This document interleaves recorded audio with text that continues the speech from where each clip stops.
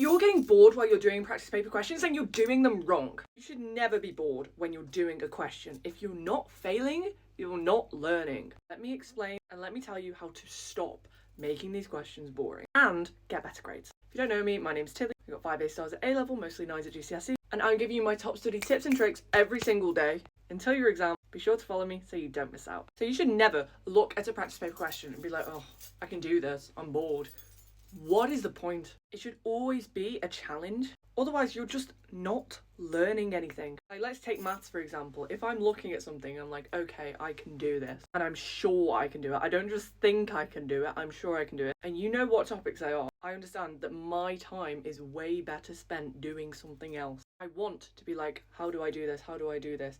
Thinking about it really deeply and trying to retrieve that information. Because that is when you're going to be learning most effectively. How do you get around this? So how do you get around this? Obviously, you want to be doing entire practice papers under time conditions to identify the topics you need to work on and the question types you need to work on. But when you know this, don't just be like, okay, time for another practice paper. No, you need to do specific questions on your weakest topics. The amount of times that I've wanted to pull my hair out while I'm studying math, because this is what I force myself to do. At the end of the day, this is that thing that got me nearly 100% in GCSE and in A level. Constantly challenge yourself and never being bored. And when you actually get questions right, no matter what subject it is, you start getting those higher marks. It is so rewarding. By the way, if you haven't saved this video yet, what are you doing? Comment to stay on study time and follow for daily study tips.